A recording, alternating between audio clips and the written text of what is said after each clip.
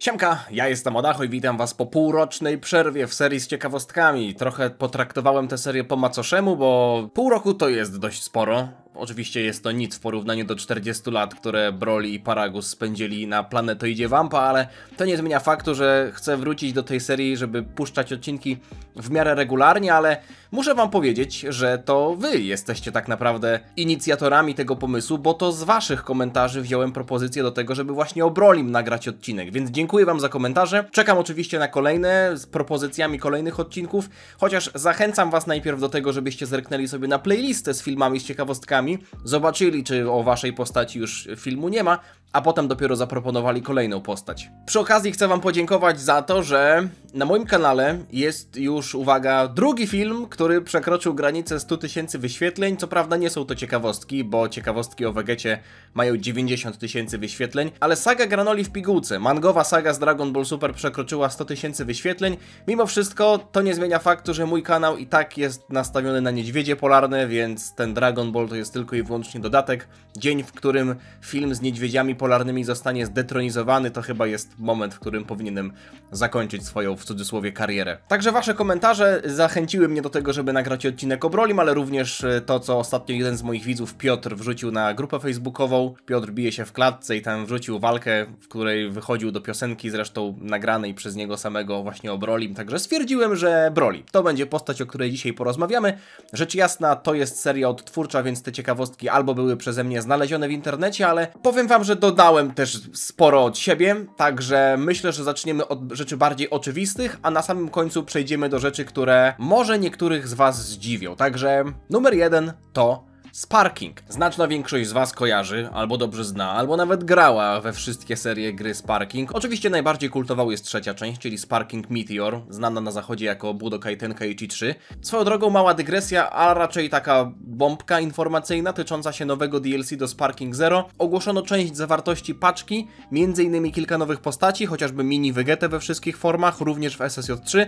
To jest taka drobna kwestia informacyjna. Oczywiście będę nagrywał filmy z tego DLC, raczej na początku zrobię live'a, więc jeśli nie chcecie tego przegapić, to zachęcam do tego, żebyście zostawili suba, ale do brzegu. Budokai Tenkaichi 3, które powstało w 2007 roku, ma dwie wersje intro. Jedna jest to wersja lokalna, druga międzynarodowa. W obu tych wersjach widzimy wiele znanych postaci, które w typowym dla Dragon Balla stylu nawalają się w totalnym chaosie. I co ciekawe, tu i tam Goku i Vegeta wykonują metamoriański taniec fuzji, a powstały przez to Gogeta walczy z Brolim. Z wersją z filmów kinowych z Dragon Balla Z, rzecz jasna, bo w 2007 roku o Dragon Ballu Super jeszcze nikt nawet nie myślał. Zresztą tamtejszy Gogeta też nawiązuje do filmu Odrodzenie Fuzji. Aczkolwiek interesującym faktem jest to, że walka kończy się za pomocą Kamehameha Gogety, co niektórzy pewnie uznali za proroctwo tyczące się filmu z 2018 roku, w którym obie postacie otrzymały nowe wersje, walczyły ze sobą, a ich starcie zakończyło się w podobny sposób. Następna rzecz tyczy się kolorów włosów Broliego. Mówię tutaj o wersji z Dragon Balla Super, nie z Dragon Balla Z. I dlaczego mówię kolorów w liczbie mnogiej? Nie chodzi mi o to, że Broly ma na początku tradycyjnie złote włosy w Super Saiyanie, a potem w pełnej mocy zmieniają się one w zielony kolor. Chodzi mi raczej o pewną niekonsekwencję, nie wiem czy to jest dobre słowo, raczej o niespójność między wersją animowaną a wersją mangową. Mimo tego, że Akira Toriyama stworzył większą część postaci Broliego, podczas projektowania postanowił zignorować ten pierwowzór z Dragon Balla Z i tę jego legendarną wersję, a konkretnie jego zielone włosy. Mimo to Naohiro Shintani, czyli projektant modeli postaci do filmu kinowego, tworząc własny projekt Broliego, postanowił uwzględnić kultowe zielone włosy i nazwać tę wersję Broliego Full Power, czyli po prostu pełną mocą, odróżniając ją od tradycyjnego Super Saiyanina. Co ciekawe, pomysł ten nie przebił się do mangi Dragon Ball Super, bo tam przy różnych okazjach, czy to przy retrospekcjach, czy różnych wspominkach mniej lub bardziej szczegółowych, Broly był przedstawiany ze złotymi włosami. Nawet już podczas końcówki walki z Gogetą, gdzie wiemy, że w filmie animowanym miał zielone włosy. Była to sugestia, że Broly być może jest w stanie faktycznie wzmacniać się w trakcie walki, być może jego SSJ jest znacznie silniejszy niż SSJ innych Saiyan, ale nie zyskuje on w związku z tym zielonych włosów, a w zasadzie nie zyskiwał. aż do zeszłego miesiąca, czyli do marca 2025 roku, bo wtedy zobaczyliśmy, jak będzie wyglądać okładka 24 tomu mangi Dragon Ball Super. Toyotaro na niej narysował 5 najsilniejszych wojowników, albo przynajmniej tak możemy sobie wmówić, że 5 najsilniejszych wojowników naszego wszechświata: Goku, Vegeta, Gohan, Piccolo i właśnie Broly. I zostały tam uwzględnione ich najsilniejsze formy i właśnie tam po raz pierwszy widzimy Broly'ego, mangowego Broly'ego, z zielonymi włosami i też z widocznymi źrenicami. Forma jest również, jak widzicie, nieco mniej mięsista, wiecie o czym mówię, w końcu Broly czasami dochodził nawet do 3 metrów wysokości. Tutaj bardziej mi to przypomina opanowaną formę Kale z Turnieju Mocy z wersji animowanej. Także zobaczymy, jaką wersję kolorystyczną Broly'ego zobaczymy w przyszłych sagach Dragon Ball Super. Bo zobaczymy przyszłe sagi Dragon Ball Super. Prawda? Aż mi się coś w oku zakręciło. Nie no, oczywiście, że zobaczymy. I oczywiście też, że będę to omawiał, także krzyżujemy palce i czekamy. Od dłuższego czasu istnieje zasada, że przy premierach Dragon Ballowych filmów są wydawane również ilustrowane powieści, czyli takie nowelki, które opowiadają film tylko że w formie tekstowej. Nie inaczej było w przypadku chociażby Dragon Ball Super Super Hero, gdzie z nowelki właśnie dowiedzieliśmy się, co znaczy symbol dumy nameczańskiej rasy. W zasadzie nie wiedzieliśmy na początku, że jest to symbol dumy nameczańskiej rasy. Chodzi mi o ten symbol, który Piccolo, a w zasadzie Orange Piccolo, miał na swoich plecach. Powieść Dragon Ball Super Broly została napisana przez pana Masatoshiego Kusakabe. Premierę miała tego samego dnia co film kinowy, ale czy wiecie, że jest w niej kilka różnic w porównaniu do tego, jak wyglądało to w wersji animowanej? Oto one. Frieza, będąc pokonanym przez Broly'ego, stwierdził, że nie ma istoty w tym świecie, która mogłaby wygrać z Brolim. Nawiasem mówiąc, Goku też uważał, że Broly prześcignął Birusa, ale słowa Frizy są bardziej dosadne, bo widział on moce aniołów, widział bogów zniszczenia, tak naprawdę jeszcze znał Birusa, zanim planeta Vegeta została zniszczona. Czy ja mu wierzę? Czy ja wierzę Frizie? Średnio.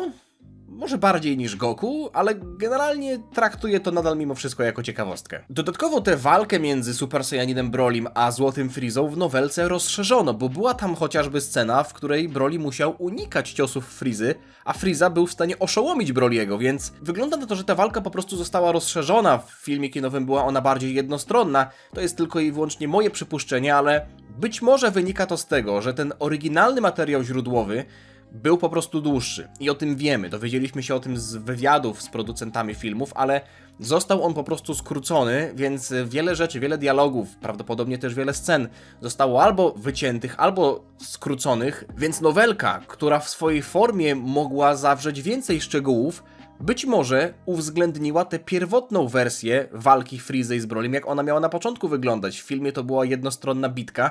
Być może te sceny, w których Friza wygrywał, zostały po prostu wycięte, ale były tam oryginalnie. Kolejna różnica jest taka, że podczas walki z Gogetą Broly odzyskuje z powrotem złote włosy. W sensie wraca z powrotem do tradycyjnego Super Saiyanina i wyłącza ten tryb pełnej mocy. W filmie rzecz jasna Broly pozostał zielony do samego końca. Idziemy dalej. W materiałach promocyjnych przed filmem Dragon Ball Super Broly jeszcze w 2018 roku czytaliśmy różne rzeczy. Między innymi to, że Broly będzie najsilniejszym przeciwnikiem do tej pory, z jakim Goku i spółka się mierzyli. To bezpośrednio miałoby stawiać go powyżej Jirena i nawet Birusa. Trudno było uwierzyć w tę część z Birusem, ale redakcja Saikyo Jump podgrzewała oczekiwania czytelników, pisząc w ten sposób. Szczerze mówiąc, wróg, z którym Goku i spółka mierzą się w tym filmie, jest najsilniejszy. Ci, którzy wierzą, że Goku wygra, mogą stracić pewność siebie, więc bądźcie ostrożni. Redakcja postawiła również pytanie brzmiące w następujący sposób. Niszczycielska moc większa niż Boga Zniszczenia? Na temat tego, jakby porównania Birusa z Brolim, wypowiedział się również Toyotaro, który wypowiedział takie słowa. Nie ma nic fajniejszego niż bycie najsilniejszym, prawda? Być może słowa Goku z końcówki filmu o tym, że Broly może być silniejszy od Birusa, miały jakieś podłoże?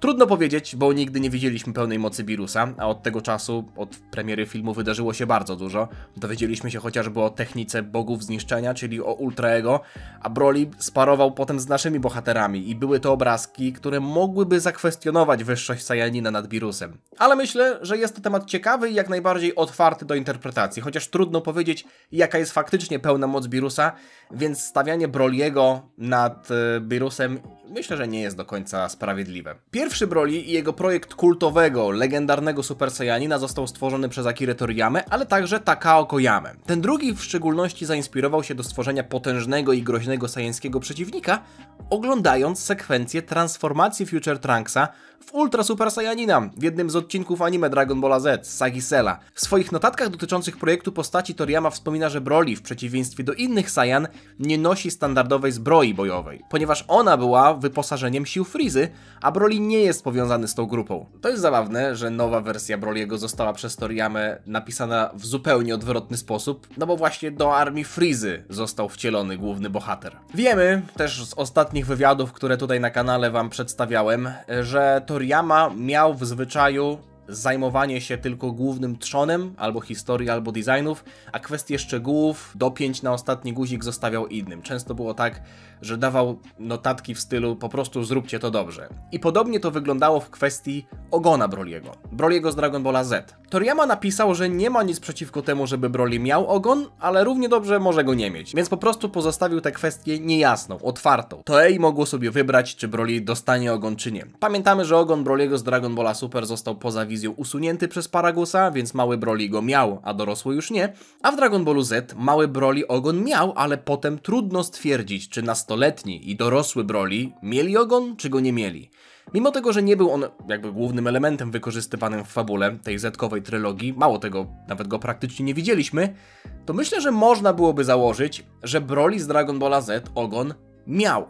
A dlaczego? Dorośli Saiyani oplatali swoje ogony wokół pasa, więc nie byłoby problemu, żeby Broly swój trzymał pod tą charakterystyczną tuniką, jakkolwiek byśmy tego nie nazwali, ale to nie jest główny argument. W filmie Bio Broly, zanim główny antagonista stał się potworem z Kiślu, widzieliśmy go pływającego w komorze z płynem. Jak widzicie, ogon był na miejscu i miał się dobrze, więc można byłoby powiedzieć, że ten ogon był tam od zawsze. Chociaż sceptycy mogliby powiedzieć, że jest to tylko klon stworzony z krwi Broly'ego. Z drugiej strony, można byłoby też powiedzieć, że jeśli mielibyśmy klona tamtejszej wersji Saiyajina z dwóch pierwszych filmów, to znaczy, że wygląda ona jak oryginał, 1:1, a więc i oryginał powinien mieć ogon. Zrozumiałbym argumenty dwóch stron, ale myślę, że ciekawiej jest myśleć, że Broly miał ogon, a dodatkowe światło na tę sprawę mogą rzucać Dragon Ballowe gry, które można traktować poważnie, ale równie dobrze można po prostu wyłożyć na nie lachę. Mimo wszystko w Dragon Ball Xenoverse, w sadze legendarnego Super Saiyanina, Bardock zniszczył sztuczne słońce Vegety, czyli to światło, za pomocą którego Saiyanie mogli zmieniać się w Ozaru, aby uniemożliwić Broly'emu transformację w wielką małpę. I tego samego wyczynu dokonał w grze Dragon Ball Heroes, co mogłoby dowodzić, że Broly rzeczywiście zachował swój ogon, skoro byłby w stanie zmienić się w Ozaru. Przechodzimy do rzeczy troszeczkę mniej skomplikowanych. Jest to rzecz raczej wizualna, drobny easter egg. Chodzi mi tutaj o odcinek fillerowy anime Dragon Ball Z, konkretnie o sagę Zaświatów i tego turnieju, na którym poznaliśmy Paikuhana. Na trybunach, wśród osób oglądających ten turniej, pojawia się... No, kto? No, o kim jest ten film? Broly. Tylko że trochę w innej wersji kolorystycznej. Ale biżuteria tej postaci nie pozostawia wątpliwości, kto był pierwowzorem. Ale teraz będzie mocne. Wiecie, że turniej Zaświatów to nie był jedyny turniej, w którym wziął udział Broly? I nie mówię tutaj o jakichś grach, fillerach i tak dalej. Mówię tutaj o turnieju mocy. O Dragon Ballu Super. Wiem, że to może być szokujące, ale tak, w portugalskiej, co prawda, ale nadal w wersji Dragon Balla Super Broly pojawił się w turnieju mocy. I nie mówię tutaj o Kale, ale jest to rzecz związana z Kale. Nie będę was już trzymał dłużej w niepewności. Chodzi mi o 101 odcinek Dragon Balla Super. Była tam scena, w której po szaleństwie Kale Gohan dotarł do Roshiego i do Tenshinhana i zapytał ich, gdzie jest reszta bohaterów. I oryginał odpowiedzi Roshiego brzmiał tak. Rozstaliśmy się, kiedy ta sajańska dziewczyna wymsknęła się spod kontroli. Natomiast portugalski Roshi odpowiedział, zostaliśmy rozdzieleni, kiedy ta sajańska dziewczyna stała się jak Broly i wszystko zniszczyła. Niestety nie byłem w stanie znaleźć wersji wideo, wszystkie te wersje są usunięte albo ze względu na prawa autorskie, albo na jakieś inne rzeczy, więc nie jestem niestety w stanie udowodnić tego materiałem wideo, ale poszperałem głębiej w internecie i okazało się, że jest to wiarygodne źródło, ponieważ w kilku różnych momentach w historii i też na kilku różnych forach ta informacja padła, więc faktycznie portugalski dubbing tutaj wrzucił postać Broly'ego, co jest albo jakimś błędem w korekcie, bo wiemy, że Broly w tamtej historii nie miał prawa się pojawić, albo jest to po prostu puszczenie oczka do być może brazylijskiego fandomu Dragon Balla. Nie wiem, być może oni są wielkimi fanami Broly'ego i było to swojakie puszczenie oczka, tak jak Polsat Games puszczało oczka w stronę fanów na przykład Kapitana Bomby, mówiąc o jakimś kosmicznym sułtanie, czy tam sułtanie kosmitów. Wędrówka na zachód, Sun Wukong, Małpi Król, to, że Akira Toriyama inspirował się tą postacią przy tworzeniu Son Goku, to jest rzecz doskonale wam znana, ale wiecie, że Sun Wukong ma również coś wspólnego z Brolim? Złota opasko-korona Małpiego Króla, znana również jako Jingu, w wolnym tłumaczeniu ciasna opaska, urocza nazwa, muszę przyznać, jest kluczowym elementem jego kultowego wizerunku. Ta magiczna opaska może uciskać głowę i powodować ból, jeśli zostanie odmówiona konkretna sutra, czyli innymi słowami formuła stanowiąca takie hasło. Opaska służyła do kontrolowania potężnej natury Sun Wukonga i swoją drogą przypominała opaskę, którą nosił Broly na swoim czole. To zabawne, że Broly'ego z Dragon Balla Z i znienawidzonego przez niego Goku łączy coś więcej niż tylko pochodzenie. W latach 2008-2009 została wydana wersja pudełkowych wydań filmów. Tych z Zetki, ale również tych obejmujących historię z pierwszego Dragon Balla. I jest to już czas, w którym dominowały te nielubiane przeze mnie designy, które przebiły się do tego Dragon Ballowego mainstreamu i przez to mogliśmy, albo w zasadzie ja bym powiedział, że musieliśmy oglądać na tych okładkach takiego okropnego Gohana z filmu z Bojackiem, który udawał, że jest w Super Saiyanie 2, albo na przykład takiego obrzydliwego Gogetę, ale co ciekawe, okładka 11 wydania przedstawiała Bayo Broly'ego, tylko z troszeczkę innym designem. Przypominał rzecz jasna swój oryginalny wygląd, nie mówię o oryginalnym Bayo Brolim, tylko o pierwotnym wyglądzie, ludzkim wyglądzie Broly'ego, nawet zostawili mu kolczyki, ale ogólnie Broly był jasnozielony, miał ciemnozielone włosy i przede wszystkim lekko stopioną skórę, nawiązującą oczywiście do tego kiślowego Bayo Broly'ego, ale jest to mimo wszystko ciekawy widok i pytanie do was, czy bylibyście za tym, żeby Bayo Broly w oryginalnej wersji wyglądał właśnie tak, czyli przypominał bardziej człowieka, ale miał trochę bardziej stopioną skórę, być może nawiązując trochę do zniszczonego Zamasu, wpół zniszczonego, chyba że wolicie, żeby został oryginalnym Glutem, czyli w tej wersji, którą wszyscy znamy i kochamy. Doszliśmy do 10 punktu, ale mam dla was jeszcze dwa bonusy. Postanowiłem dorzucić to tutaj ze względu na to, że jest to dość ciekawe, ale gdybym napisał w tytule filmu, że jest 12 ciekawostek, to wyglądałoby to gorzej niż 10 ciekawostek i wyłamałbym się z tej formuły robienia 10 ciekawostek o każdej postaci albo rasie, albo czymkolwiek innym, więc uznajmy, że są to bonusowe ciekawostki nienumerowane, a pierwsza z nich jest taka, że Bayo Broly, czyli nadal Broly, jest, a w zasadzie do 2022 roku był jedynym filmowym przeciwnikiem, z którym Goku nie walczył. Bo w 2020 roku pojawił się Cell Max, z którym Goku też nie walczył. Ze wszystkimi bohaterami Goku przynajmniej przez chwilę walczył. I wiem, że najbardziej naciąganymi opcjami jest Goku z filmu z Bojackiem, który w sumie nie walczył z Bojackiem, ale przeteleportował się do świata, gdzie nasi bohaterowie walczyli z Bojackiem, uderzył Bojacka w twarz i potem zmotywował Gohana, więc być może nie była to walka, ale przyczynił się do zwycięstwa, uderzył Bojacka. Jeśli nie nazywacie tego walką, to już wasza sprawa. Drugi film z Brolym, tam gdzie mieliśmy rodzinny Kamehameha, Goku, umówmy się, że też pomógł, bo to tak jakby mówić, że przeciwko Cellowi Goku nie pomógł. Ja wiem, że Goku pomagał wtedy Gohanowi mentalnie, w filmie z Brolym pomagał być może mentalnie, a być może na chwilę faktycznie przez smocze kule został tam fizycznie sprowadzony, to nie zmienia faktu, że Goku przyczynił się do tego, żeby pokonać Broly'ego, więc czy to było mentalnie, czy to nie było mentalnie, Goku walczył też z Brolym, ale nie z Bayo Brolym. Bonusowa ciekawostka, a bonusowa ciekawostka numer 2 jest taka, że jeśli pamiętacie scenę, pewną scenę z anime Dragon Ball Super, gdzie Kale ciskała Goku za nogę, machała nim dookoła, to prawdopodobnie wiecie, że jest to nawiązanie mniej lub bardziej zamierzone, moim zdaniem bardziej zamierzone, do sceny, w której Hulk w ten sam sposób radził sobie z Lokim. Myślę, że na upartego można byłoby też powiązać to z Brolym, ponieważ w Dragon Ball Super Broly była taka scena, w której Goku też był ciskany na prawo i lewo, Broly złapał go za nogę i uderzał nim o skały, więc być może jest to też nawiązanie. Tylko pytanie, czy to jest nawiązanie do sceny z Hulkiem, czy to jest nawiązanie do sceny z Kale, która już była nawiązaniem do sceny z Hulkiem. Tak czy siak, to by było na tyle. Czekam na wasze komentarze odnośnie przyszłych postaci, o których chcielibyście posłuchać. Nie będę wam kazał czekać kolejnego pół roku. Mam nadzieję przynajmniej taką, tak czy siak. Codziennie wrzucam dla was filmy, więc jeśli nie chcecie niczego przegapić, to zostawcie suba, zostawcie lajka. Jeśli wam się podobało, mam nadzieję, że wam się podobało. I póki co, to tyle.